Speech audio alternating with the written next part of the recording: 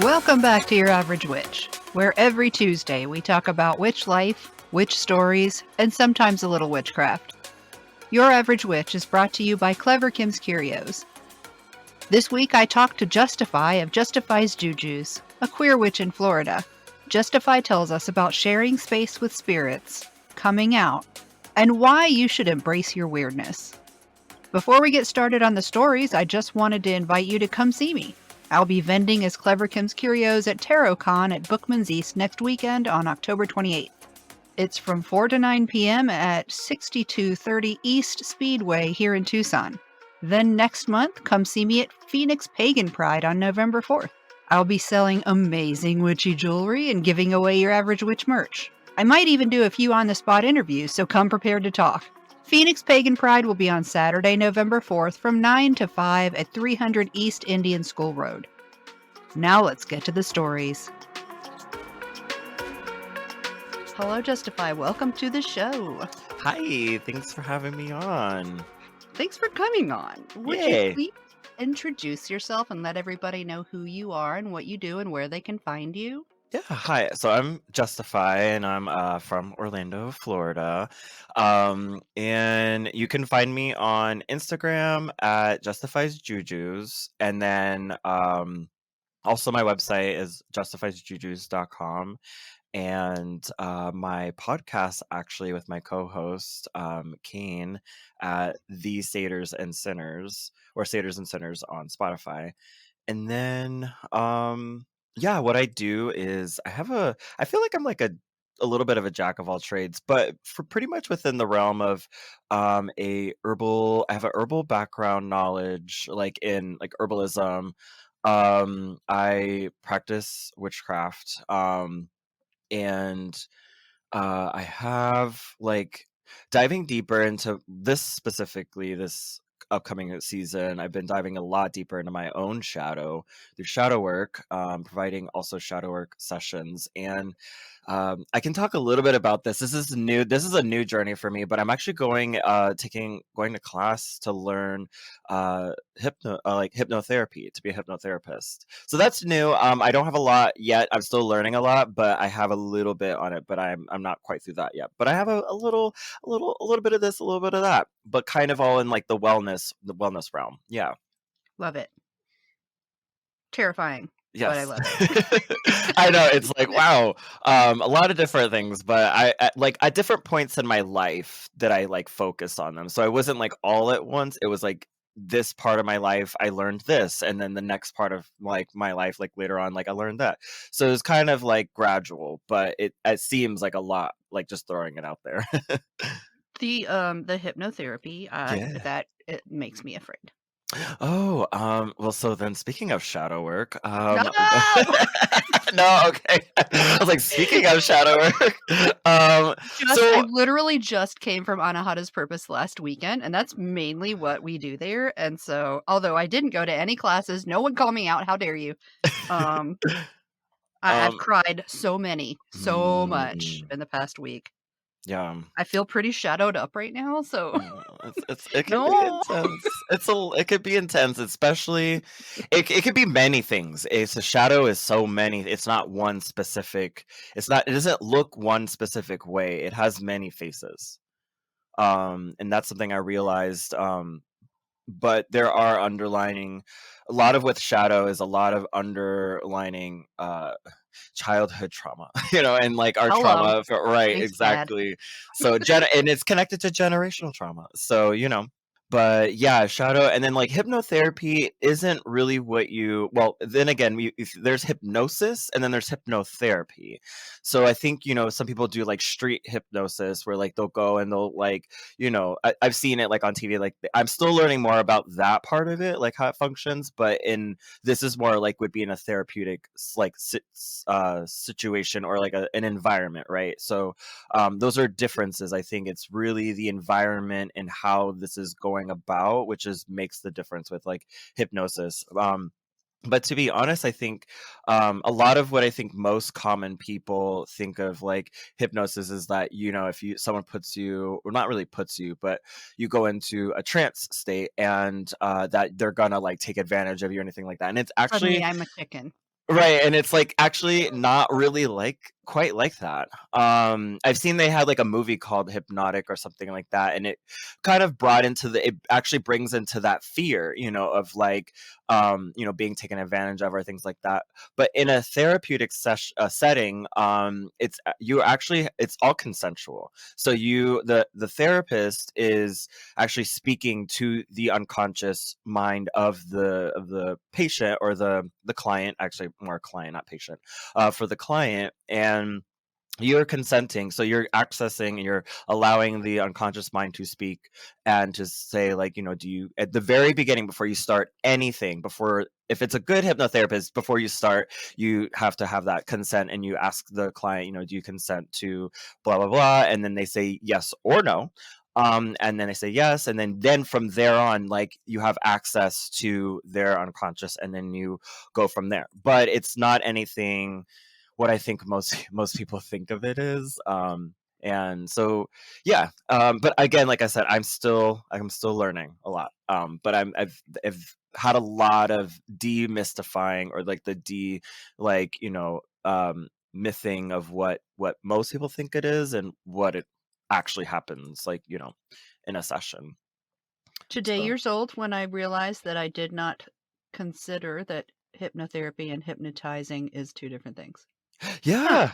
Um, I mean, technically, if you think about trance or altered states, which I guess goes right into, which is why I find it so fascinating with like witchcraft specifically, and ecstatic states that can bring us into trance, which is altered states of consciousness essentially.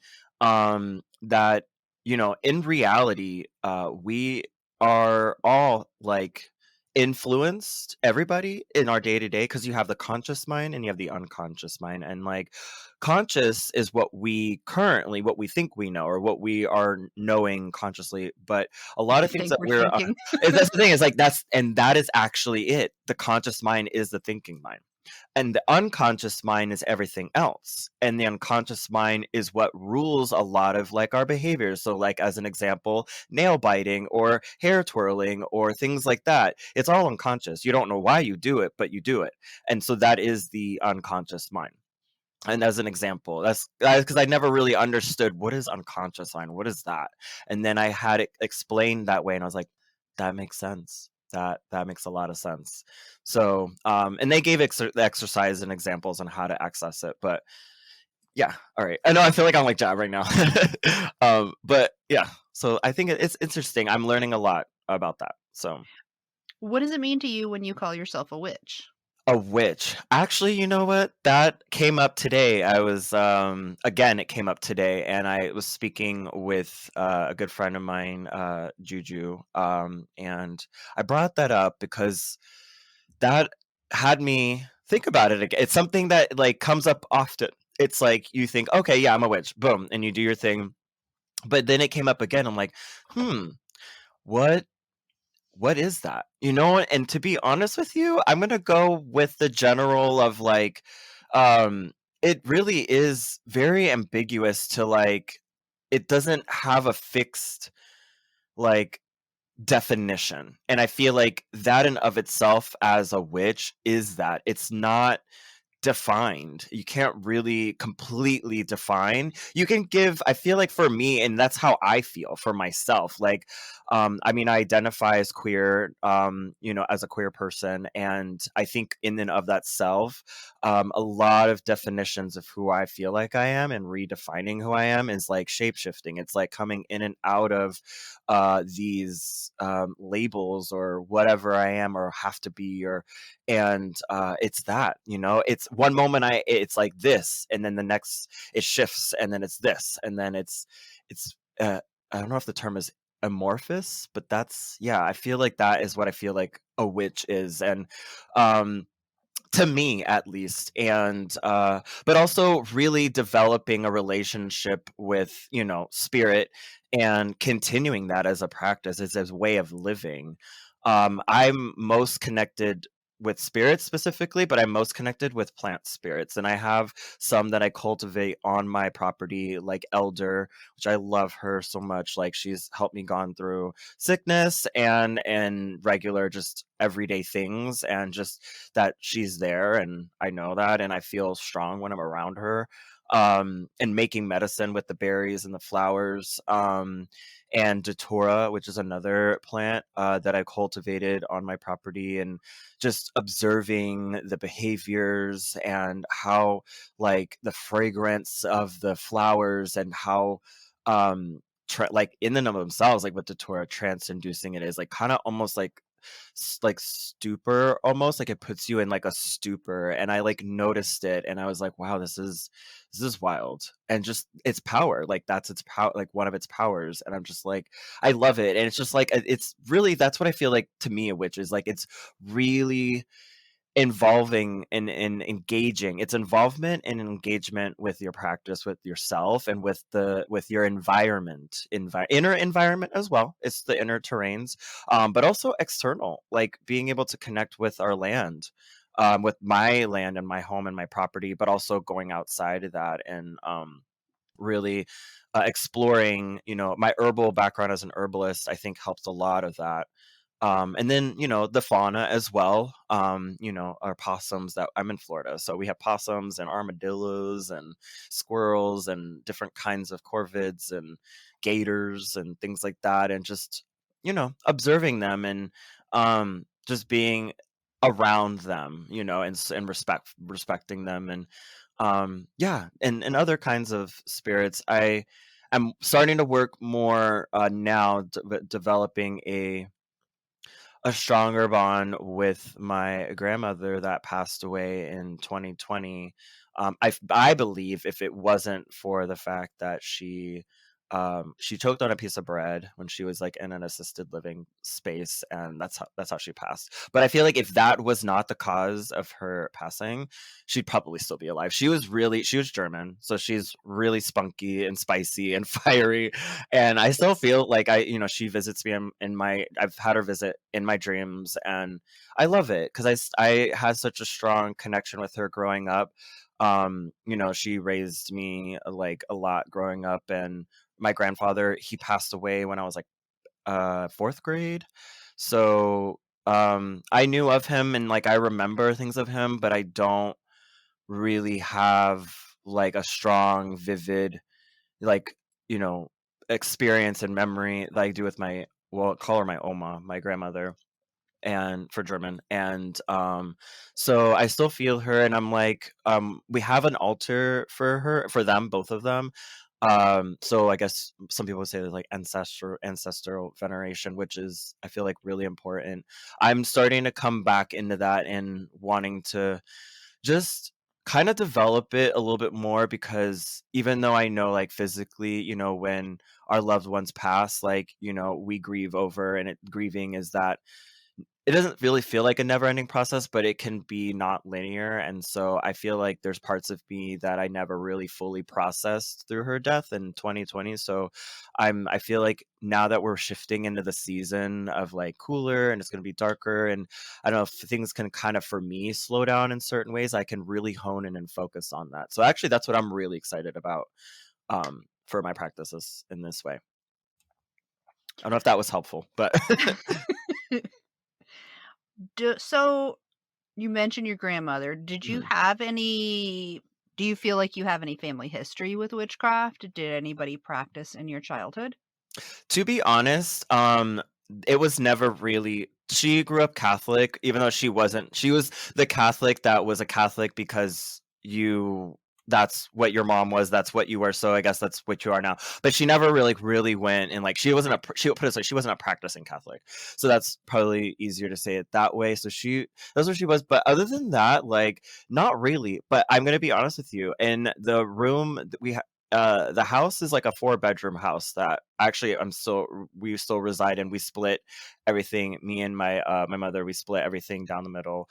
Um, but there was like a room that we had that was her like kind of like den sort of, and I still have them now, but they call them hexes or hexens in German. And so, like, there's two witches that they're like dolls, and they are on brooms, and they were hanging from the ceiling. And as a child, I remember them and always ask her, like, what are, like, I didn't get it, I didn't understand then. And I would ask, like, what are they, and what is that? What is a hex? I didn't get it then. And now that I'm older, obviously, doing, understanding that it's I see it. I didn't get it then, but I see it now kind of thing.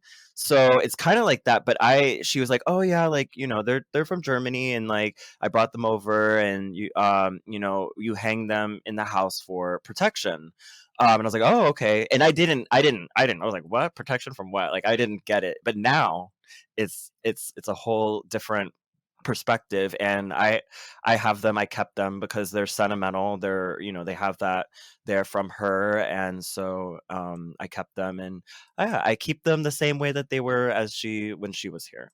So other than that, what I would consider quote unquote like witch related, no, like no one's ever said like, oh, your grandmother was a witch, or nothing like that. It wasn't any, I never had any exposure other than just that one story. Is it like those kitchen witches that people had back in like I the 80s?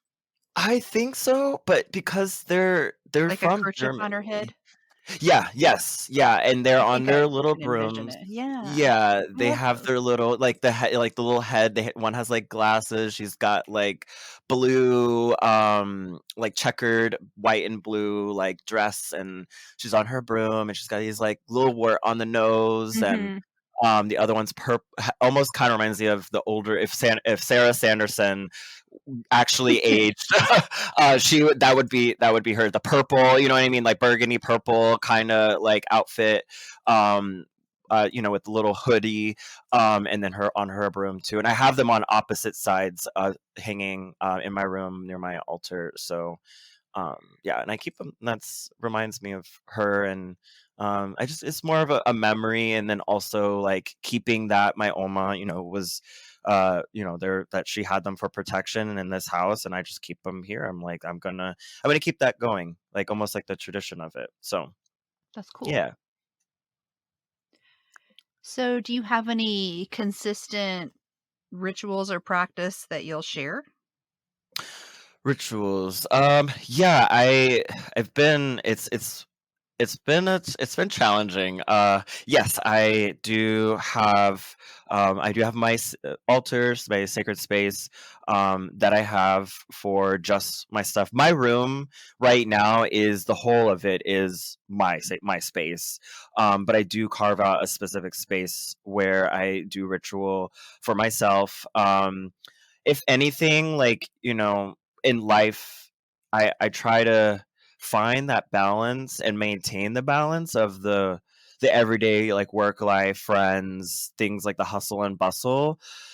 But I always try to, like, at least, if I'm burning some incense or something for my spirits, or I have, like, some, they're like these little, actually, and they're from my oma too, which I just thought about. They're like little shot, they look like shot, they're not glasses, they're actually like a metal.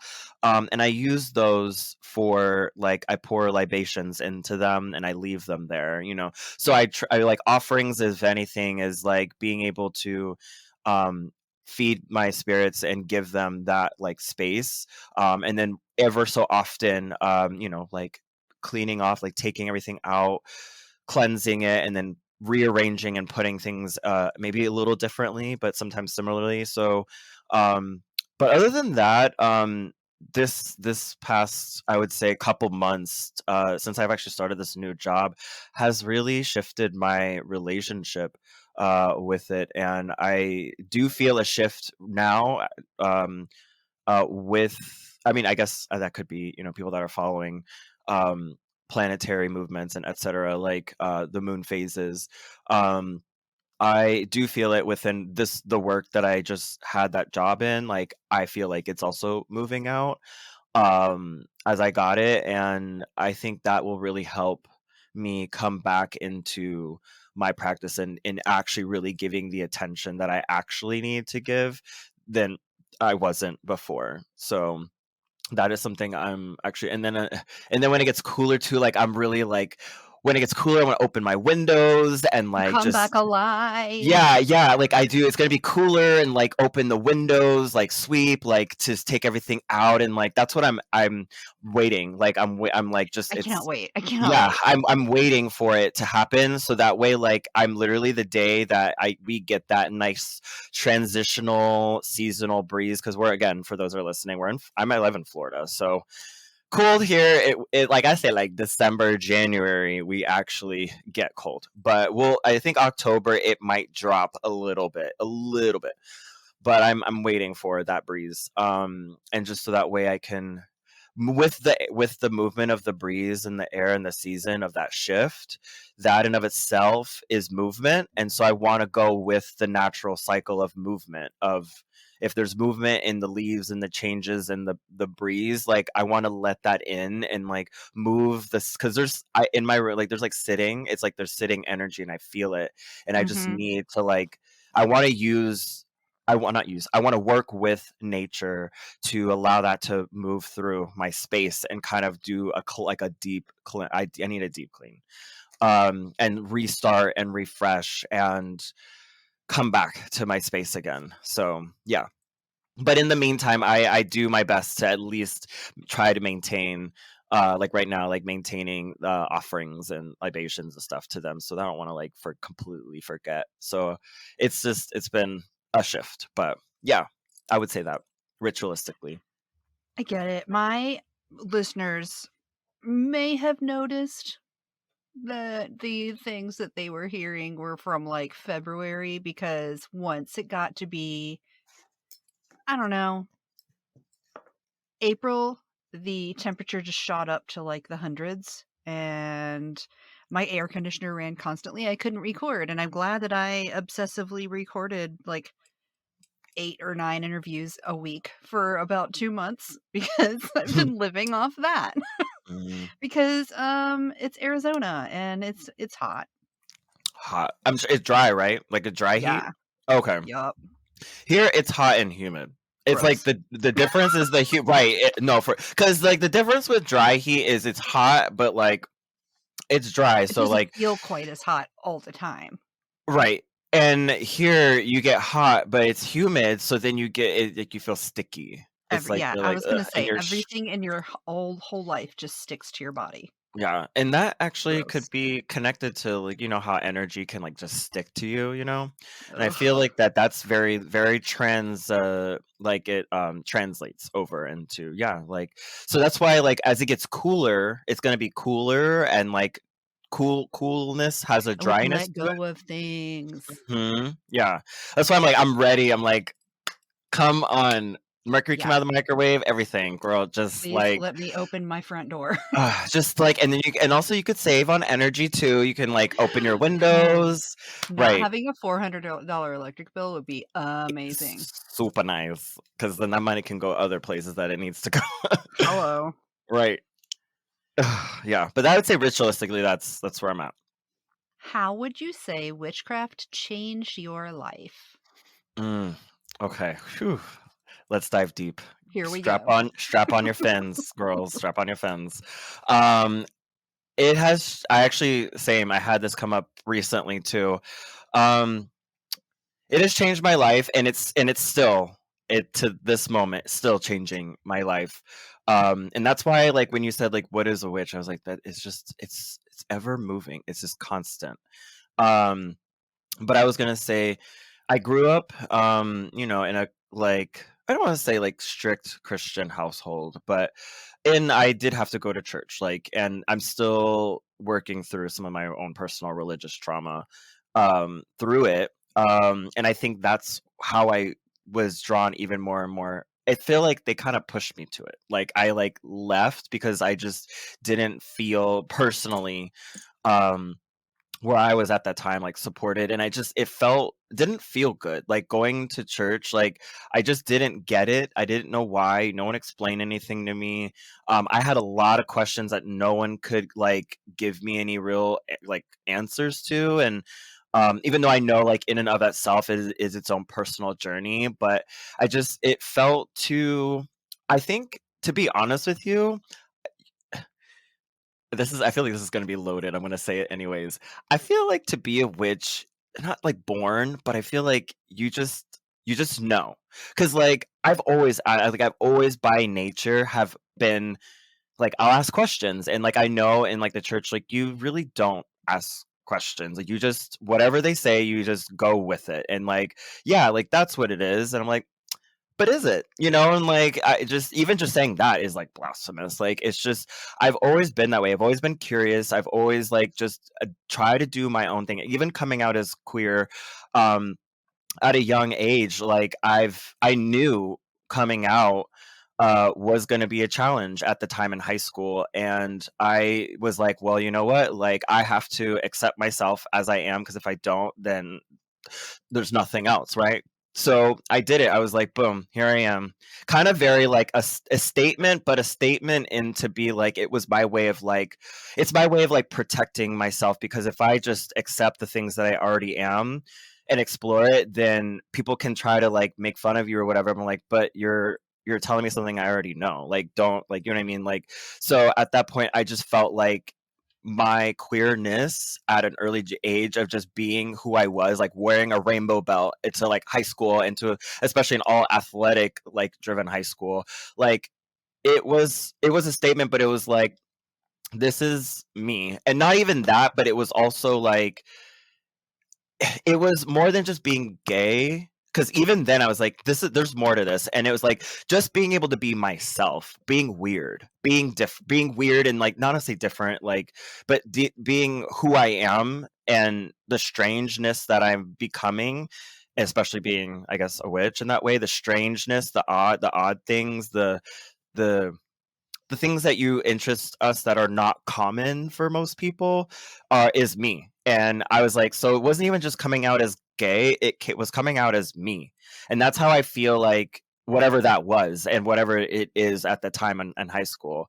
And so that's what it just felt like. And then so I've always been very in certain ways very like a little bit adversarial by nature, just like questioning things and like, pushing against, like I would go to church and like I would skip because I just didn't like, I would go because I had to, but I wouldn't like, I would get there and then I would like almost like skipping class, like I would skip sessions or whatever you call them. And I would go like hang out in the playground or whatever with a friend, and then we would run back and like be there right when it let out for the adults or whatever. Yeah, so very mischievous in that way. Like I guess you could say, even by saying that, it just goes to show like I did what I wanted, and not in like a way that was like, did what I want to like hurt people. I did what I wanted, and I did me. And that's what it was, and that's how I feel like I've always been. And I feel like that the nature of that kind of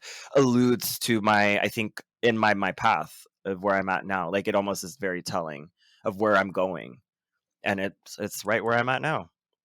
Good. It's my kind of people. Yay. But we are really othered, very much so. Like it's just there's the challenges of being alone, like, and not alone to be like, whoa, like play my little violin, but alone, like it is Not having ostracizing. backup.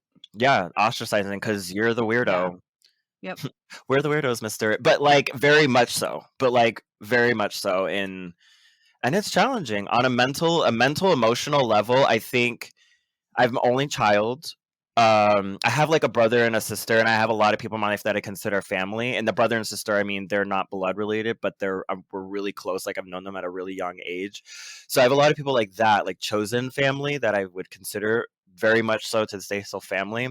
But other than that, biologically, I'm only child, so I spent a lot of time not by myself. Like I had friends and stuff I grew up with, but I did a lot of things still by myself, and I think that also kind of, I was alone in a way, if that makes sense. Not to be like sad, but to be like alone. Like I like it. Like I can do what I want to do, and like I can like the things that I want to like, and that's what it was when I was younger. And then over time, I think there was other influences, but I feel like I'm coming back a little bit more into that now. So, yeah. Not having to worry about other people's desires or needs is really freeing when Yeah. you can do it. I'm not Yeah. saying that we should always do it, but I do think it's something we all need periodically. Yeah. Like it's liberating, and that's why, they would say like, oh, like the um I would consider, maybe the folk witch devil, the liberator, is freeing. The idea of freedom is to just be authentically you, even if it's messy. There's a part of that, the shadow, that is you. It's not othered, it's you. But we other it because we don't want to see that part of us that's messy, even though we are as humans, right? And so I feel that it's being able to, that's part of my practice too, is continue. It's not something you just do one day and then you're free. Like it's a continual thing.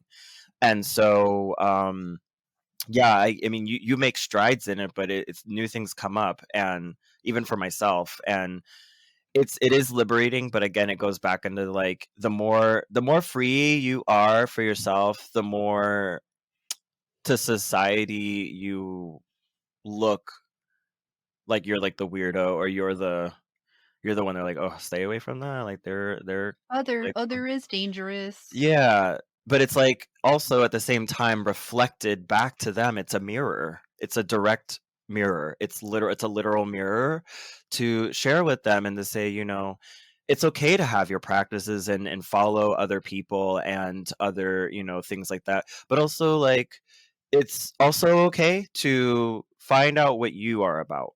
Like know thyself, and that's, I think, the most powerful like phrase as a witch, or any magical practice. I think is a great phrase or saying, but I think is the most powerful aspect of a witch is know thyself. Know you, because a part of being a witch is we take accountability and responsibility for ourselves, being self-governed, sovereignty over ourself.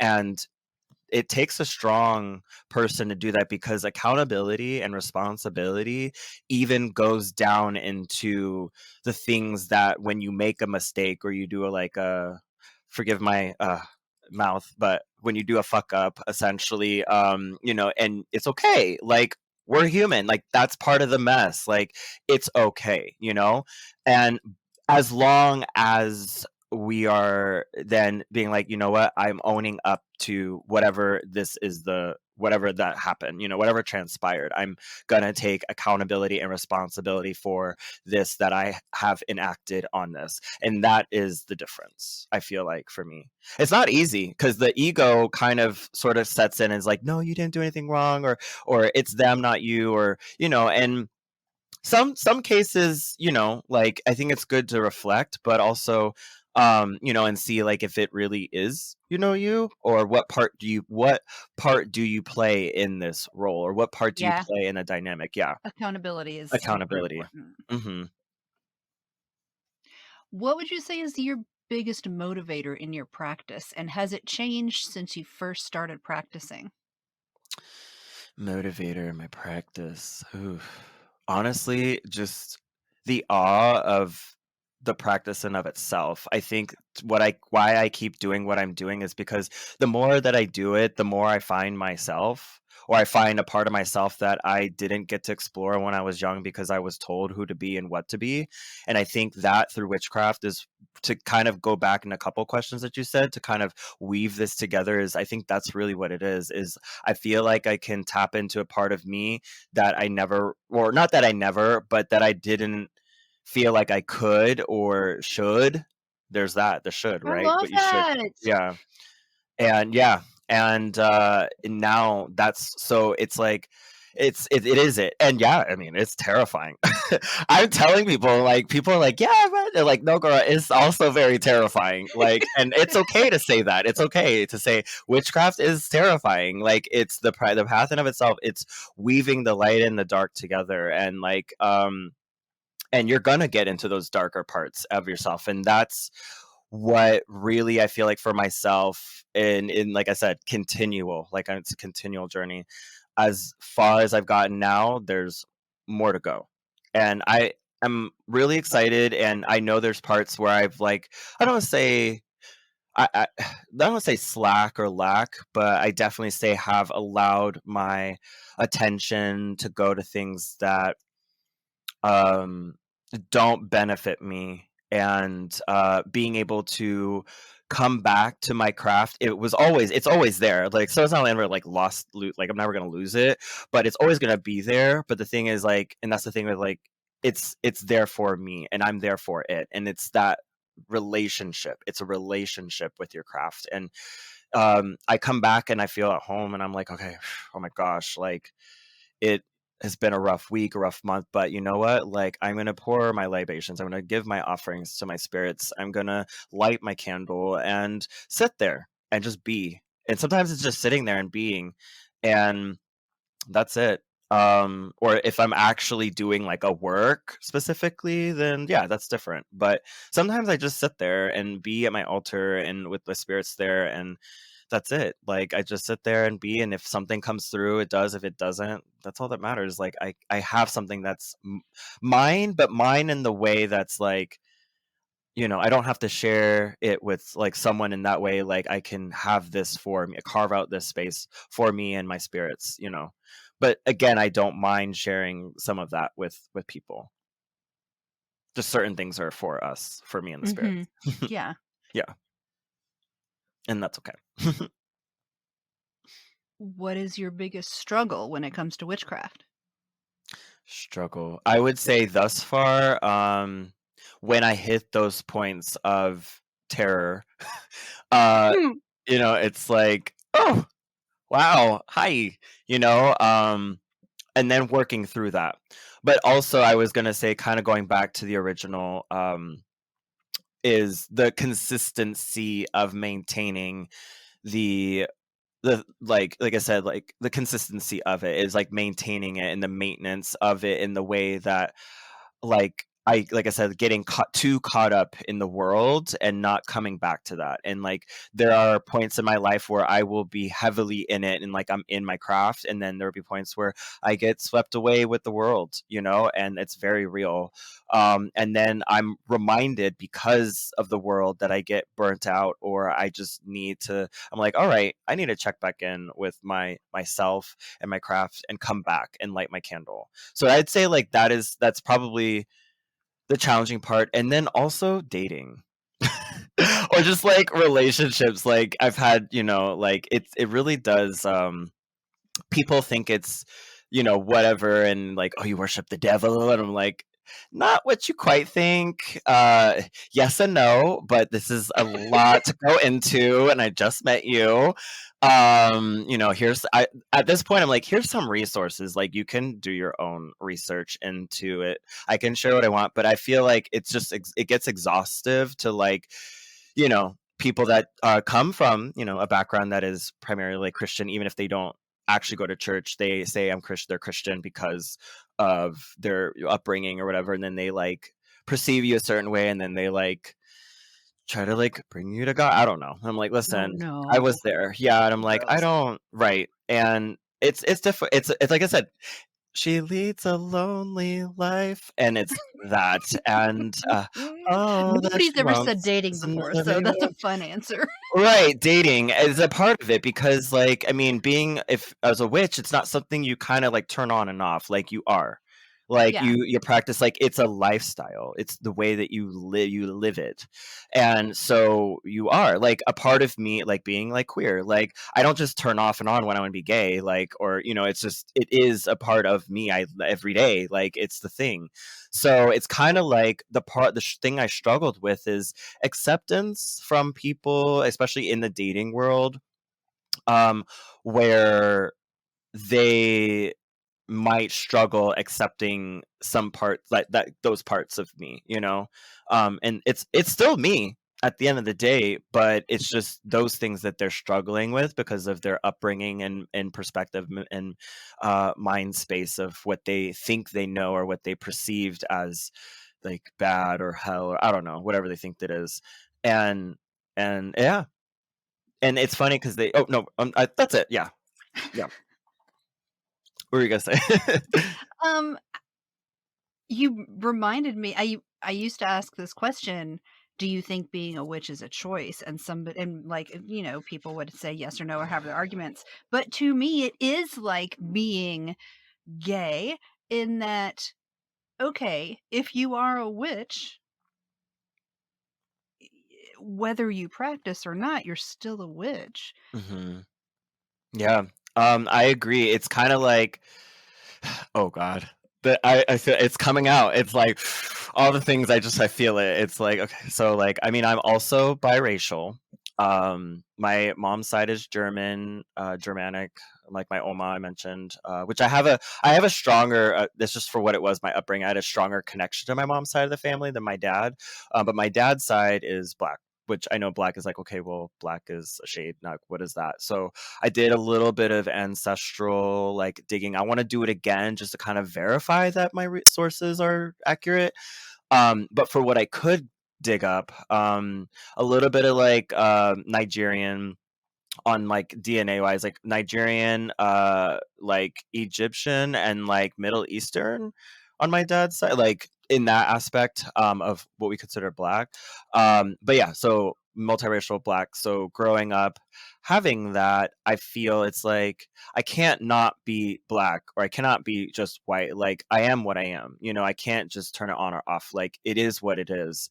And it's kind of like that with like or gay or like a witch. Like it is just you and or whatever, you know what I mean? Like, and I think, and that might even go to speaking, I don't know. I feel like we're talking so many, all the controversial stuff's coming up. This should be like the controversial episode. But like Michael Jackson, and like maybe his struggle and his upbringing. I don't know him. I don't know, met the man in my life, and rest his soul. But like the conflict with our skin tone and things like that, or being gay and like not wanting to be gay because you It's hard. yeah, yeah, or being queer because society, it's all the things that how society perceives us. And we change ourselves, the parts of ourselves that are who we are because the greater whole, or not greater whole, but like society I see deems, the finger quotes as I hear you say that. yeah, society says, these are bad, or don't do that, or don't be that, or that, and then we're like, okay, okay, like, and then we change because we want to make them comfortable. And And fit that's in. it's a part of that. It's like being comfortable and uncomfortable, like being gay, being black, being whatever, being a witch. Like it's people that don't like it, they're uncomfortable. But it's like, Yeah. guess what? It is what it fucking is. Like, I said what I said, kind of How do thing. you And think it feels to know that they're uncomfortable just because we fucking exist? I mean, how do they think that feels?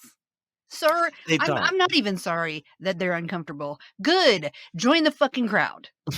Join. Here's your card. It'll come in the. Actually, you know what? Here's this. Though your card will come in the mail. It might take a couple business days, but you'll Welcome get to it. humanity, bitch. Right. Like, and and it's like it's like I start to realize like their discomforts are a moment to take to like step out of their discomfort just for a moment and really examine it for themselves. It's not my job to examine your discomfort. It's your job to look at your own discomfort and look at how you can use your discomfort as an opportunity to grow. Because Hello. right. Your discomfort is telling you, it's telling you inside, you can grow from this. But we don't because we are so used to creating these bubbles of comfort. Don't get me wrong.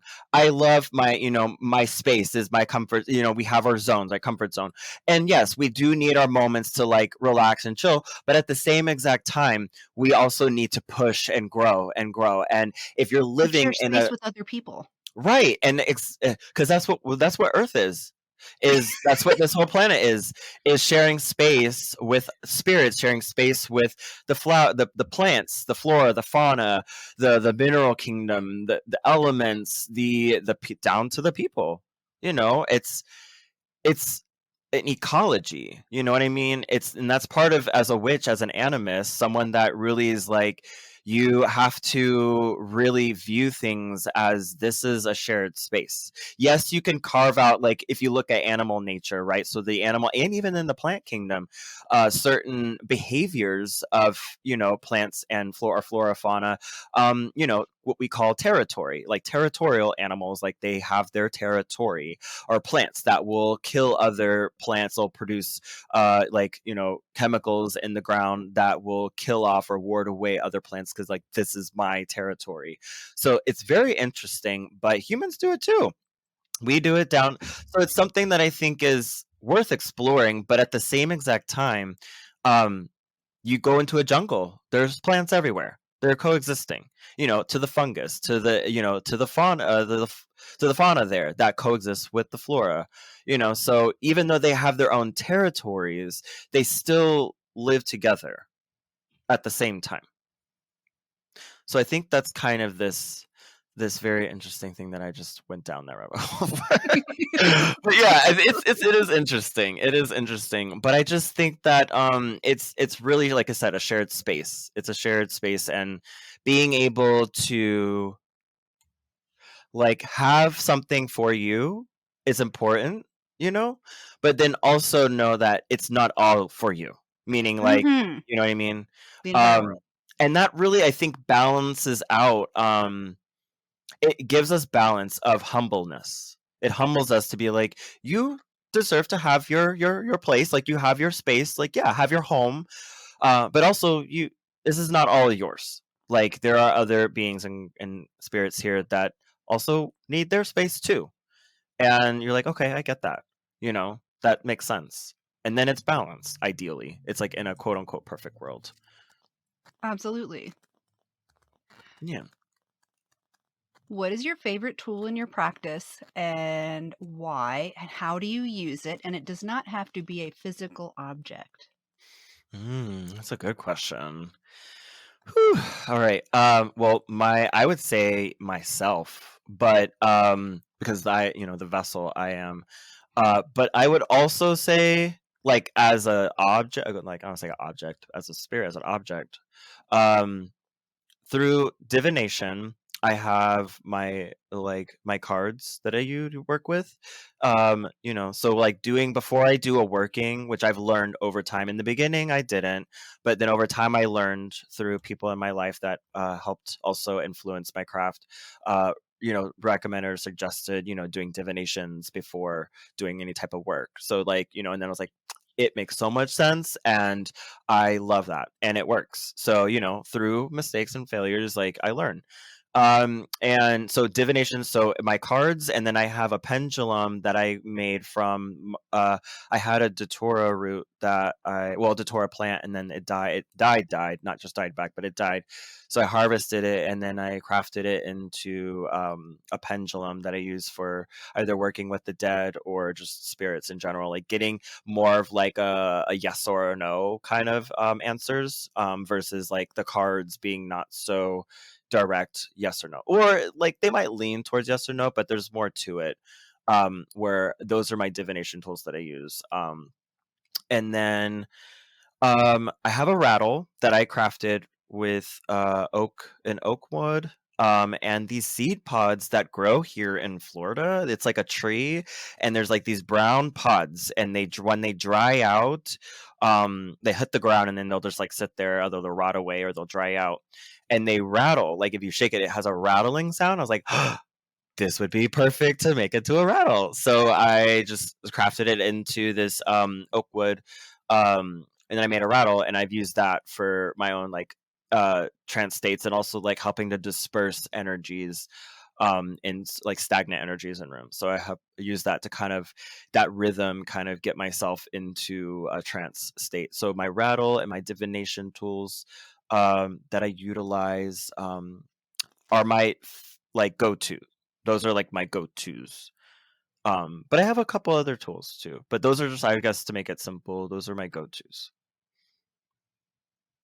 I want to make a rattle now. Yeah, I mean, there's the tools not the tools we have around us. Just, I mean, it's the things you least expect. Like I was like out walking, and I saw this like really weird bean-looking thing, and I pick it up, and I'm like, and I shook it, and I'm like, it rattles. And I'm like, ooh.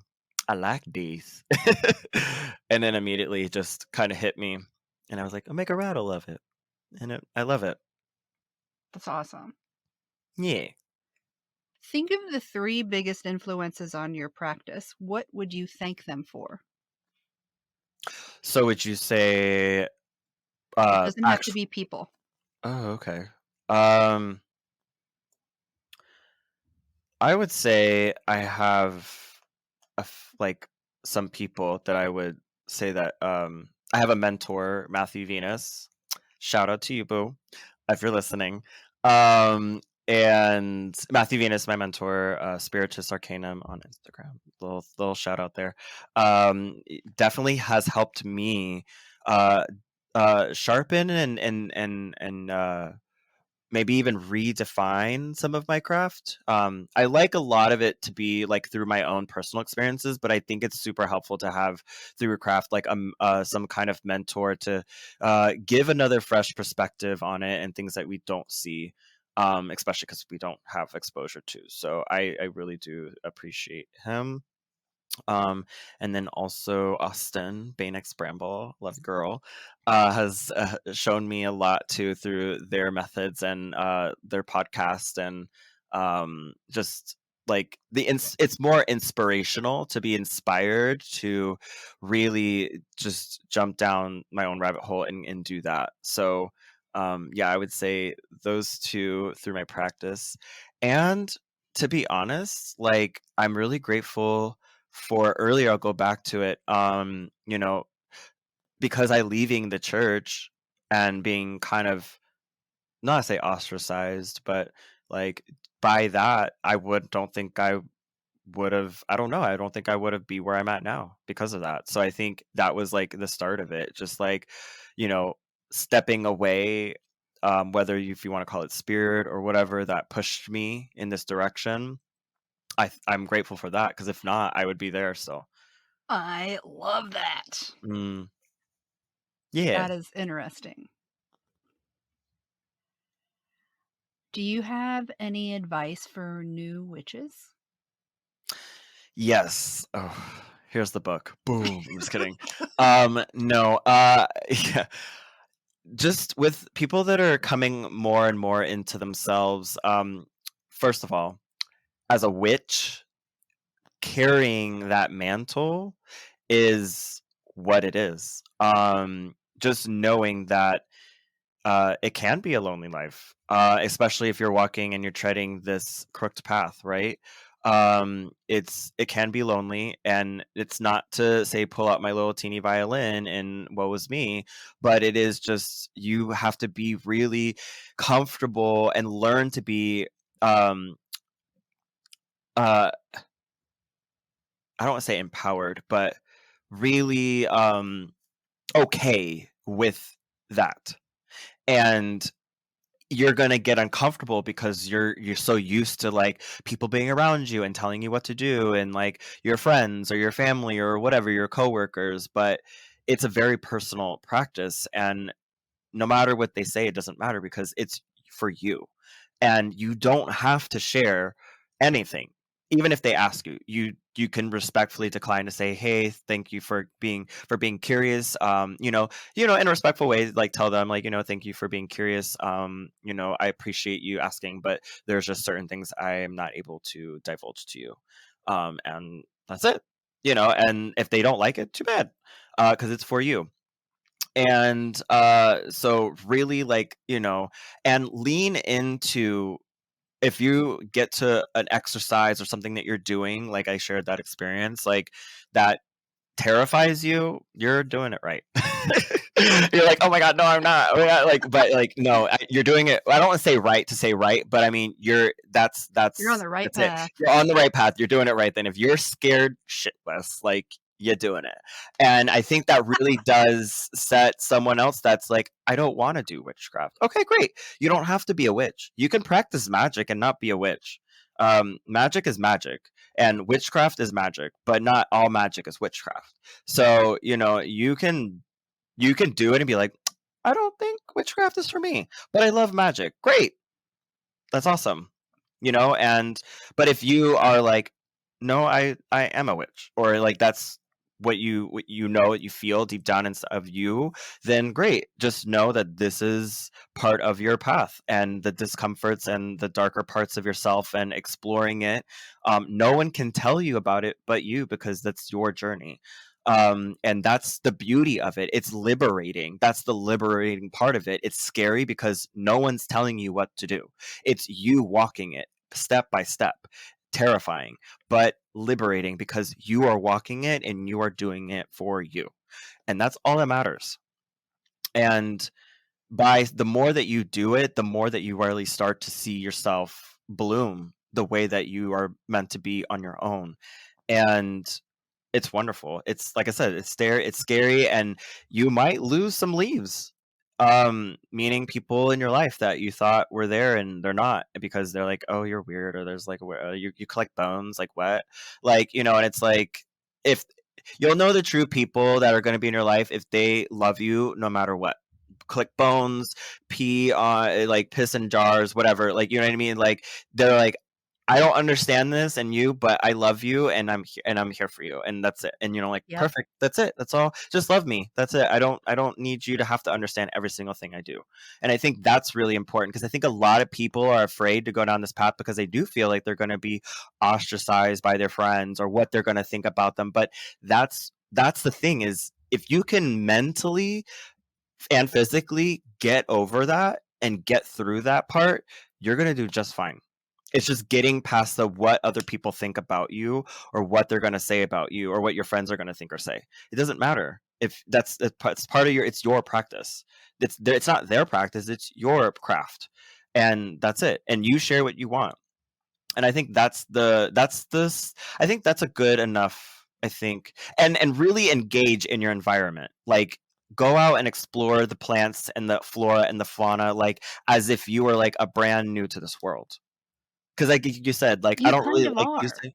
Yeah, I don't want to say the term baby witch, but I would say like coming more into yourself as a witch. That might be more appropriate. But yeah, you kind of are, exactly like you said. And so come into it with the awe of magic, of like really putting yourself in the mindset of magic, and seeing everything maybe in a different perspective. Yeah. The group that I run around with, the Witch Bitch Amateur Hour group, the thing that they are saying lately is look at it with your vampire eyes. That quote Mm, from Anne Rice where Lestat tells Lewis, look around with your vampire eyes because things look different now that he's been changed. That's mm, what you need to do. Look around yep. with your vampire eyes. With your witchy eyes, Yeah. with your witch's eye. Yeah. Oh, yes. Yeah, with your witch's eye, yeah, and it's a different lens, literally, brunch. Um, and yeah, you're gonna be looked at weird. But embrace it. That being a witch is weird. Like, if for those that haven't seen the craft, like, do it, girl. Like, what? We are the weirdos. Like, be weird, and it's not to do it to be cool. No, no, no. I'm not saying I that. can't Do even it. imagine what my neighbors think of me wandering around the yard looking at dirt and talking to rocks. That's the thing. Who knows? They probably like, I don't know what this woman is doing out here talking to the At plants and night. right, right, right, right. So like she is up to something. I don't know. And we're like, for all we know, she is. So but yeah.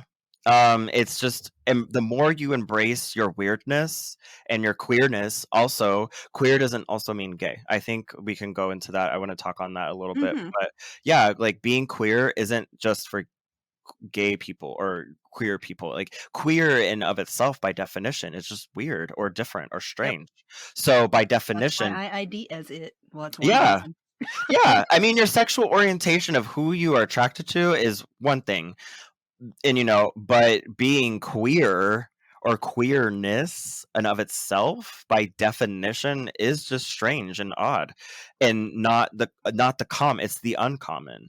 And that is saying the queerness within inside yourself as a witch. And I think that's why there's a lot of queer practitioners, and also in the LGBTQ plus community, but because they relate so much, because being a witch and then also being like queer in the way like gay or bi or whatever, trans, and so there's a lot of overlap there, but it's because all of it is in the realm of queerness, it's in the realm of otheredness. Mm-hmm. And I think that's possibly why I've just also fallen into that realm as well. So This is a fun. I This love is it. such a good one. I enjoyed this conversation so I've much. had a great time too. This is awesome. I need this. I like get like stuck in my own little bubbles and things like that. I'm like, I need to just. So I was like, when you said let's do it, I'm like, let's do the episode. Yay! Yeah. Who do you think it would be fun to have on the show to answer these questions or whatever flies out of my mouth? Oh, I have a list, Guru. Well, my co-host Kane, from my podcast, Satyrs and Sinners, would love him to be on there. He'd do great. And then I would say, if you haven't interviewed them yet, I would say probably Austin and Marshall from Baynex Bramble and Southern. I was able to finally talk to them. Oh, cool! Yay! I haven't seen it yet, so I didn't know. But if you haven't done it yet, I was like, yeah, definitely them. Yes, I love them. I love them, and yeah. So Kane, and then ooh, They might have been. Austin might have been the one. It was either Austin, Marshall, or David from Porous Palms. One of those three recommended I talk to you. David did. He sent me. Yeah. He sent me. He was like, "Hey, like this person, I want to see if they're interviewed." I was like, "Yeah, sure, totally." So David did. Yeah, he is so sweet. And so, oh no, I was trying to think. Like, I would say, comes to mind, Nicholas Pearson. I think it's Luminous Pearl or the Luminous Yes. Pearl. Okay, I don't know if they're super knowledgeable and like wisdom and knowledgeable in the realm of the mineral kingdom, especially like crystals in general. But the mineral kingdom, super knowledgeable. So that'd be really cool. Also a practitioner as well. I'm just trying to think. Those came to my mind. I know there's like the kitchen toad. They're really interesting. I've chatted with them here and there. I was just Instagram people I'm thinking about that I actually do like chat with. Ooh, the Hermetic Arts on Instagram. I forget his name. He's so sweet. He does like a lot of sigil work, and so that would be super cool. I think he would be great to talk a little bit about his own probably practice. Buy Yeah. and slide. What was it? Buy and slide. Oh yeah, they're very open. They're about their sexual I orientation. They're absolutely was bisexual, looking these people up as you were. The last two were the only ones I wasn't following. So yay me for having some sort of idea what's happening in Ooh, life. Olivia. Oh my god, Olivia. Dying too. Yeah, Dying Olivia. too. Yeah. Witch of Wanderlust. Yeah. I want. Yeah. I would love to have her on our podcast. That'd be great. Haven't yet, like you said. Yeah, those are like, I mean, the tops I was like thinking of in the top of my head right now. I'm sure I have a list. I could probably maybe later on like send you. They'll probably pop in as like we're done, and they're like, yeah, these people. Just at the top of my head, that was there. Yes, yeah. Send me whatever name you want. Heck yeah, because that makes people more likely to say yes. Frankly, if I'm like such and such said I should ask you. Oh, ooh. Just came through. The witch Illumasanti, I believe. Illumasanti. I believe they're non-binary. And they practice Catholicism with witchcraft. Oh. Right. That we had them on our episode 3. Actually, we had them back again, I think. In season 2, but season 1 we had them on episode I think 3, and it's Body and Blood was the name of the episode, if you guys want to check that out, season 1. But Body and Blood, but that was like my first real time to actually like interview someone that is dual faith, and I love that because I struggle with my own religious trauma, so I was like, how do you like do this? And it was just great to have them on. So that might be really cool for a lot of people out there that are listening that are dual faith or want to be dual faith or are maybe grew up in a Christian or Catholic household, that even though they might be interested in witchcraft, that maybe they still hold a lot of their traditions and things like that in their Christian home and upbringing and are kind of conflicted. And you definitely can practice both. And I think they have a podcast episode. Is it the Red Thread? I think that's like the red. I think it's the Red Thread or something. Oh my gosh, I feel like I'm butchering it. The red text. The red Ooh, text. Yeah, because the red text is like the word of God, So the red text, yes, the red thread. I don't know where that came from, but the red text is what it's called, the podcast. They're great. Voga is their name, and love them. Great person, funny. awesome. Yay, yay, yay. Yeah. Thank you. Yeah. So that was okay. That was I'm sure there's more, but those are the ones that just came through for right now. Sweet. Yay. Yeah. Thank you. You're welcome. Is there anything else you wanted to bring up? Anything that I didn't ask or anything you wanted to ask me? I mean, I kind of want to ask some of the similar questions, like, your craft and stuff, but I feel like that would be like kind of like a dual interview. But Whatever you want. It's cool with me. um, If you have time, I have time. what I guess like maybe what got you? There may be one question I'll say, and then what got you to do this podcast? Like, what brought you to like inspire you? Nosiness. Yes. Oh, nosiness. That's what it Yes. is. Yeah, yeah. I like to know shit, and this is how I get people to tell me stuff. That's how you do it. That's one way to do it. Um, yeah, cool. Yeah, I mean, also a great way to like meet new people and Yeah. network, but also just get to learn, and like explore and It's like been super interesting. It's opened mm, so many doors. Realistically, it was because I have a jewelry business, and I was like, how can I promote my jewelry business? I know, I'll do a podcast, and every week I can say brought to you by blah blah blah. And then it turned out to be something that I actually enjoy, and this has taken the front seat and put the jewelry business in the back seat. So yeah, sometimes it's it's like actually that. really fun. I like that I am community building and sharing people. It's fun. Mm, I like thinking of people who are secluded or isolated, and this shows them that there are a million ways to be a witch. yeah, And there's so your way is probably okay. mhm. Yeah, it's just really interesting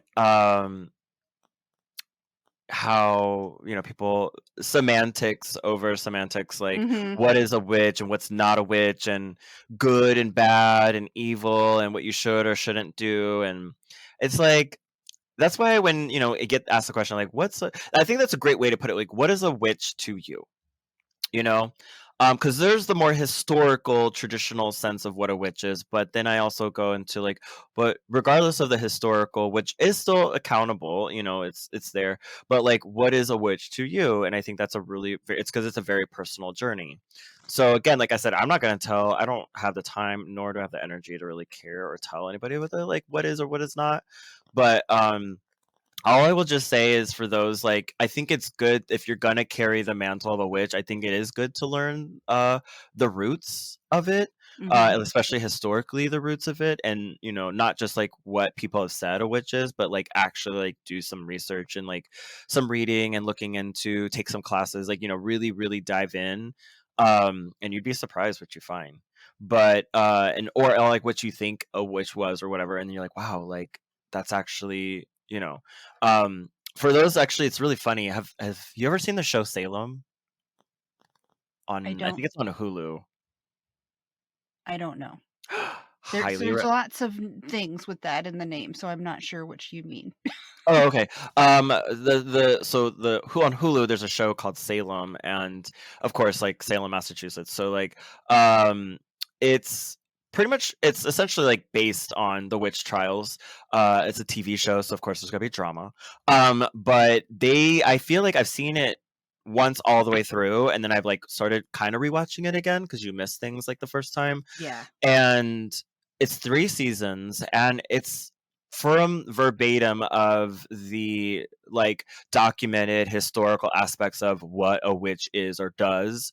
um they threw it, they put it all in there, to the, the witch's sabbat, to the flying ointments, to the witch's devil, to, of course, like the hag, and the Puritans, and like the hangings and the burnings and the stonings, and the witch, I was gonna say, like the witch scares, I guess. Like, everybody's scared that you're, say you just like Oh, point to one person, satanic you say panic. they're right. But yeah, but like back then, their version of like Oh yeah, yeah. satanic, like back Okay. then, like and so they would just burn or kill anybody that was like different. You didn't weren't even a witch. And actually, in the show, uh the main character, Mary Sibley, she's kind of like the sort of like head of them all, but not really. She found her way into like the whole village of being, she's like the main witch that like no one suspects is a witch, because part of also being a witch and their powers is to obfuscate, or to Mm-hmm. conceal, or to hide, or to redirect focus and attention. And so a lot of the things is they would redirect, when it would get too close to the actual witches that are witches. They would, for survival, so that they don't die or get burned, they would redirect the accusations and things like that to other innocent, quote unquote innocent people, and then they would get burned or hung or whatever, and they weren't actually witches. They just were a little off, and it was just easy for the actual witches, to Mm-hmm. redirect the focus onto them and stay alive, which was really interesting. I was like, that's powerful. That's really cool. That's like that curse where all you do is tell people you're going to curse them and then ignore them, and then they're like, "Holy fuck! Everything bad that happened to me is her fault." Yeah, that is. But in a way, if you think about it, it is a curse. Yeah, especially if It, you're it really paranoid. yeah, that's part of like the witch craze, and like it works. Excuse me. It works because it works. Like, you know what I mean? Like, if you want someone to go mad, you know what I mean? I mean, you could do like actual like craft, and like craft something to maybe make them go crazy or whatever, like make them go mad, in their way, like in the mind. You can add maybe like make a puppet and like say a charm over it, and or a curse over it, and make them go like confused or mad. That's a And lot of work. it is a lot of work, But but then at you can this do it the other way.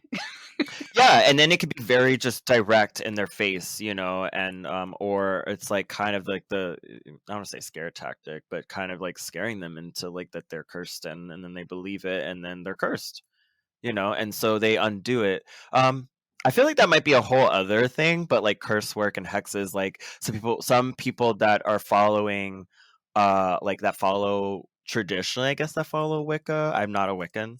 So people ask me that, like, "Oh my God, you're Wicca." I'm like, "Nope, I I'm a know witch. I'm everybody not a thinks Wiccan." they're the same. They're both witches, right? So like all Wiccans are witches, but not all witches are Wiccan. I've had to explain Yeah, the words. because it's a specific The path of. religion. Right, exactly. And so I'm not super familiar with Gardnerian or Alexandrian Wicca, but I do know like some of them do believe in like the law of three, and like what you do comes back to you. But as a witch, like it's not about that. Like you need something to get done, like you got to do what you got to do. And especially if it's now, like I said, I'm not like over here slinging curses left and right, but if someone's trying to, like I have a friend of mine, like she works at a bar downtown, and that's her job. And like she has had guys like harass her, and she like works at a bar, and she gets off at like 3 o'clock, 3 o'clock in the morning, walking to her car by herself. She has to like be on the phone always, because so that way in case something Yep. happens. And she's had already interactions with guys that are a little questionable. So like, yeah, I mean, if something, making her something that might be for protection or whatnot, like is great. Because at the end of the day, or if she needs to enact in herself to protect herself, yeah, do it, because Absolutely. they're not holding themselves accountable of, consent and things like that. They're just gonna do what they want, and who else is gonna do it but the witch? So that's how I kind of view. It varies depending on degree of like, do you want them to like trip and fall, or I don't know, like, or just straight up put them 6 feet under the ground. So like it just depends on what you want to happen. But at the end of the day, everything in nature has the right to defend itself, Yep. and we are part of that. We're not separate as much as we think we are. And also, I am Justify again. For those that are listening, you can find me at Justifies Jujus on Instagram, and also my main page, which I'm switching over, is you can find me at Justifies Jujus. That's going to be my now business page. At one point, I had them all together for my personal and business or professional page, but now I'm actually I'm shifting them. So now the Justifies Jujus page, which has always been, will just be just for my professional stuff. And then I have my personal page, which you guys are more than welcome to follow me on. It's just Justin_Towns NES 0316. And that's my personal page, which has a lot of more of my other stuff on. But both of those are will be like my two main like pages. But if you guys just want to follow just my professional page or Justifies Jujus, please do so. And justifiesjujus.com for my website. And check out on Spotify if y'all got it. Satyrs and Sinners. So like satyr, like a satyr, SAT. Gosh, I gotta make this YR. YR, yeah, SATYR, satyr in plural. So satyrs, SATYRS, and then satyrs and sinners. But I think it's instead of AND, it's just that like Ampersand. yeah, ampersand symbol, and then sinners. Yeah, and I think there's 2 seasons so far. We've had a lot of shifts in our life, and we're getting back to it slowly. But you guys can check out what we currently have now. I think that's it. I don't have any And you other offer readings, I tarot do. readings, I and shadow work, I saw. I do offer readings and shadow work sessions, readings, and as a practicing herbalist, I do offer herbal consultations. Everything is I've pretty much mostly everything starts off as a consultation. I don't really do any kind of like in the moment like someone's like, well, I have a stomach ache, what could you give me? Like very allopathic. Like I will pretty much more than likely be asking questions. So just know that they're going to be consultations first. But yeah, feel free to on my website you can book them there, or if you feel more comfortable through my Instagram, can contact me there or email at justifiesjujus.com. Definitely at gmail.com. Sorry. Justifiesjujus at gmail.com. And yeah, so if you have questions about that, definitely contact me. Yeah. And I'm actually in the process right now of I have a Shopify, but it's available. It's actually on my personal no, I'm sorry, on my business page, Justifies Juju's Instagram. So you can access my Shopify there. And I sell some live cutting plants and seeds that you can purchase there. Some of them like Datura and Patchouli that I grow Ooh, myself. Yeah, and I could do like beautiful live things. cuttings. Yeah, this one's a Java patchouli. It's like a variety of patchouli, but it smells amazing. Smells just like it smells like new money. And you know how new money has like a smell to it? Like it's got that like you get like a fresh dollar bill that's like just printed. It's like what it smells like, the leaves Nice. and the flower. Yeah, so it smells amazing. Obviously then you could do that in working for prosperity and financial work. But and then I also have some products up there. I can make custom, like I was mentioning earlier, custom spirit houses or effigies of the sort for people if they want, like, to work with specific spirit that they're working with. I can make the vessel, or if they want, an effigy of someone, I can do that. So it's customizable. So yeah, I have that on there, and then I'm releasing a collection soon. Stay in tune for that. I know as we get into the cooler season, that's probably when I'll officially like launch it. But they're there. You can actually purchase. They're available, the individual ones. But I'm actually going to release like an actual like a box together, and there's like 6 Cool. pieces to it. Yeah. So yeah, it's little stuff here and there. Yeah. Nice. Yeah. Now, at the end, I ask you for 2 things. Okay. Thing number 1, recommend something to the listeners. It does not have to be witchcraft related. Ooh, would recommend. I guess kind of what we're on this journey right now is as the season comes, like, really challenge yourself to. I know it's like cliche, but like really dive deeper into you, like knowing thyself, like asking and questioning yourself and reflecting on yourself.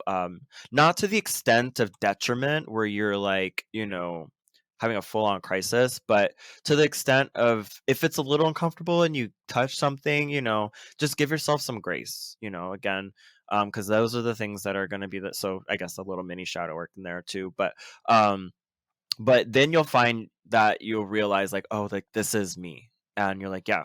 And then you'll kind of sink into that and then you'll feel a lot more, you'll gain something from it and you'll feel a lot more empowered through it. So that's the one thing I guess I recommend for this new season is just as we go into the day becomes less and the night becomes more prevalent, that just challenge yourself to go deeper into knowing you, especially the parts of you that you didn't even realize were there. Awesome. Now, the last And thing is you go ahead. oh no, that's what I was gonna say. What you were gonna say. The last thing is please tell me a story. This is a story all about how my life got flipped, turned upside down, and I'd like to take a minute, just sit right there, and tell you how I became the prince of a town called Bel Air. Do Red uh, dancing, yes. I love that. Yes. Ooh, a story. I can tell you another story experience. This will be it then. The story that I had of my, I guess, on the topic of the craft. So I had an experience. Ooh, this one's I might do two little mini stories because they're kind of small. So okay, there's a book called The Cloven Stone Workings that I'm still working through it because it's more of like a manual than it is like a read. But you can read through it, but it's definitely more manualistic to traditional old world traditional witchcraft, I guess you could say.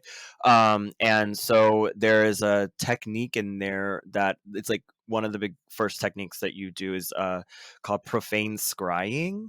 And the purpose for it is to, I guess you could say, like, see and also interact with your other, which is sort of like some people might consider it like your shadow or your fetch or the your other you, like the other like that part of you that you actually can work with to also have do like retrieve information, do workings for you, I guess, in that way, shape, or form, but also to interact with it. And it's very simple, and the technique is simple. And I did it, and I think going into it also without expectation is what I felt like brought me my success, was just going and doing it, not thinking about what it should be or what it shouldn't be. Just do it and just see what happens, curious, but just see what happens. And I think that's what allowed me to be more successful with the technique. And so I was like, oh my God, I don't know what to expect, but I'm going to do it. When I did it, it scared, I was talking to my friend Juju earlier, is like, it scared the living crap out of me. Like it's, um, essentially you're using it to scry into you just a regular mirror. I use like a standing mirror, but you can use like a mirror of any kind, and a dark room with no distraction, no phone, no computer, no TV, no other person but you, and a candle. And it kind of put it off to the side. And I can't go in detail too much about like how to, but it's those are what you need. And pretty much I was like sitting there relaxed in front of the mirror looking at me, at myself in the mirror, and just sitting there relaxed and relaxing further and further and further. And then my vision started shifting, and then it started to become, it was clear but yet foggy at the same time. But like what looked like me or what I thought was me started to disappear or like disapparate. I don't know if that's a weird way to say it, but and then like slowly started to reappear.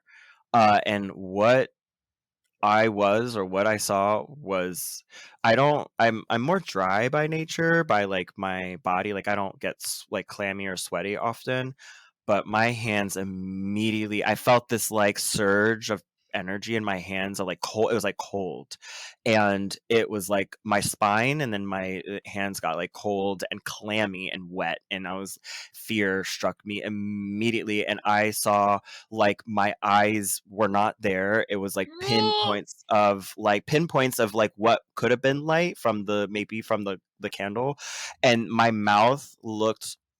Oh, I I hate didn't have it. I hate it. my mouth looked like the skin. There was no teeth, but it looked like the skin of my lips like was stretched and like formed within. It kind of like almost like stitched together, sort of, but was open.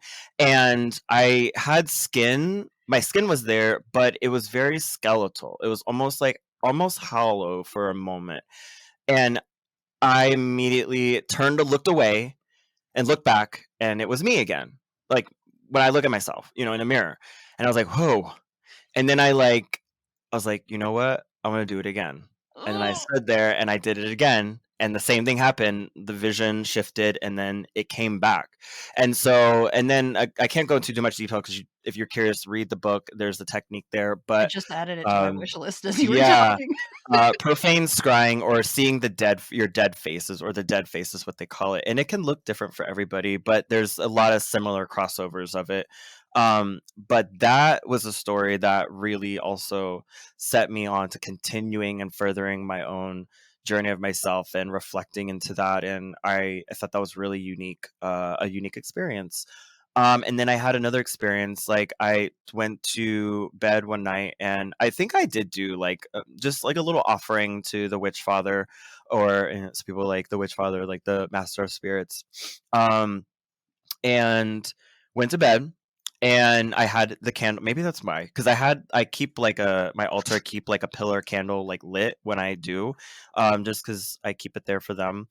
And went to bed, no problem.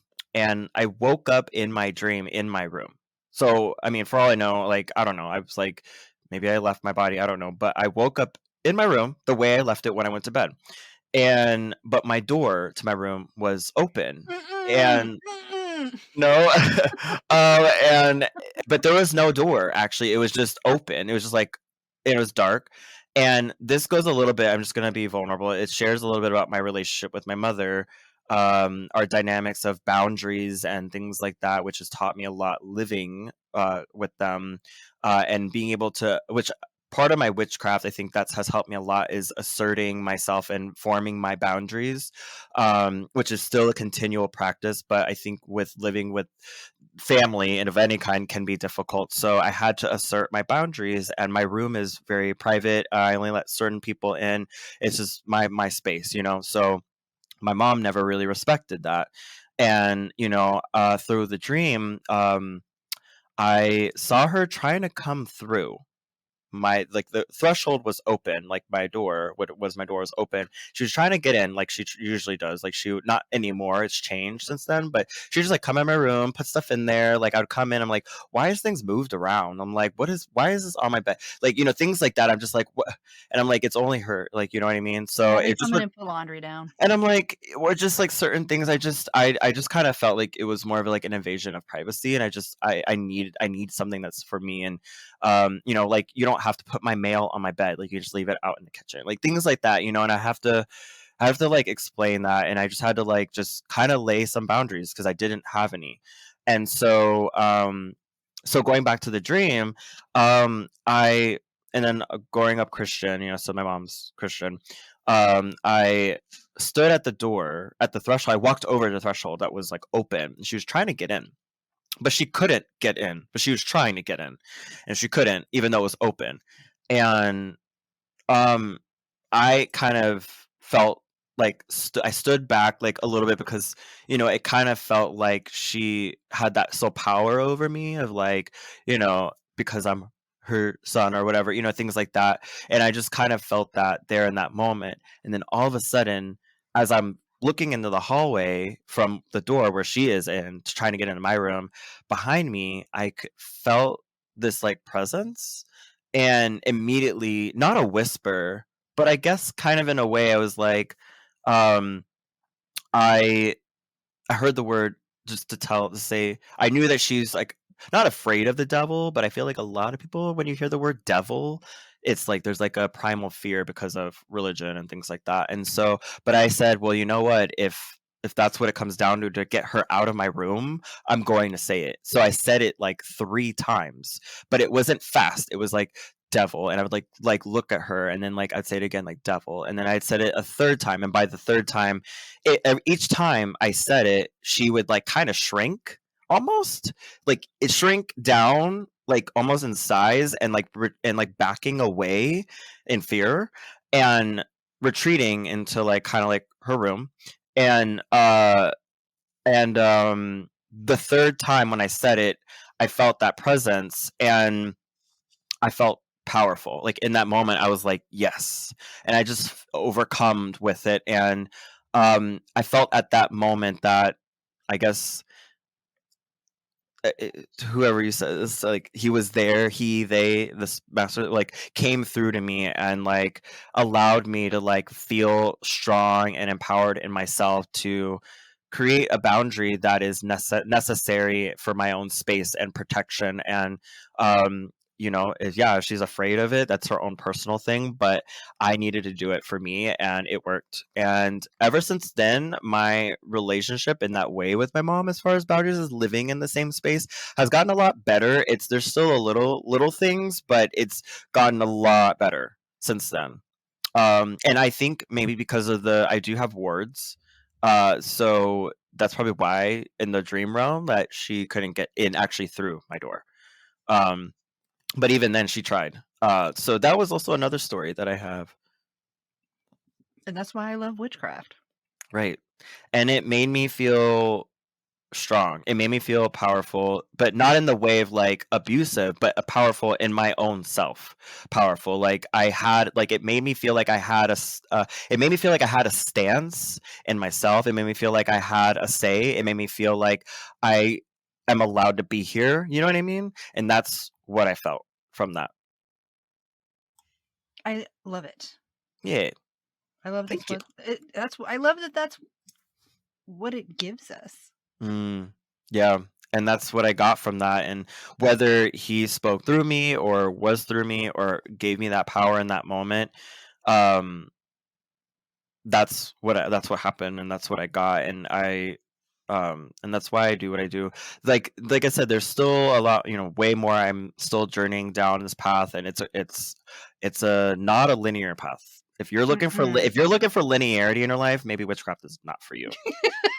Just saying, if you're like a linear person, like this and this and that, I'm like, if you are doing witchcraft, you're gonna struggle, but you're gonna struggle in a good way, because it's actually gonna teach you that the nature of things are not linear. Roots do not grow just straight out. They curl and they twirl and they grow into other things and twist and knot. And that's right, through stuff, right? So if you're like linear, maybe it is for you if that person is willing to like learn it. But if they're really like resisting, like they're like, I just need linear, I can't do this, then yeah, witchcraft is not for everybody. It's not for everybody. Not telling anybody that they're not a witch. I'm just saying, like, it's just not a path for everybody. It's gonna be a struggle. And that's part of being forged by it. It's like a forging. You're being forged. Ooh, I love Yes, forged by the flame. Yeah. Well, thanks for being on the show. Thanks for inviting me. This was amazing. I appreciate you. I had a really good time. Thank you. I appreciate that. This is awesome. The wonderful questions, super amazing host, and yeah, this was awesome. Aw, thanks. You're welcome. Okay, then I will see you over on Instagram. Bye. Yay, bye. Have a good night, hon. Take care. So welcome to the weird part. Yes, I love that. What's your favorite quote? But, what's before birth? And I don't think many people really venture into that. Like, where were you before you were born? What were you before you were born? Where did you come from before you were birthed here?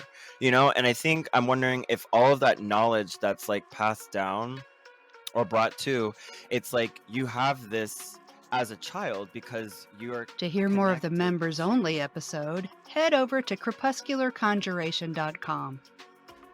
The monthly magic tier will give you access to the monthly magic Marco Polo group, the private Facebook group, and access to the written monthly spells. There's also Crepuscular Conjurations, giving you bonus podcast episodes, coloring pages, guided meditations, spell crafting videos, printable downloads, and more. The free Witchy Wonderment level will give you a little sample of everything I just mentioned. You can also visit my shop, Clever Kim's Curios, to get spell boxes one at a time or by monthly subscription, intentional handcrafted jewelry that I make especially for witches, and handmade altar tools.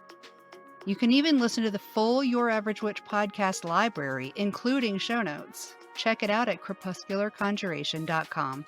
Thanks for listening to this episode of Your Average Witch.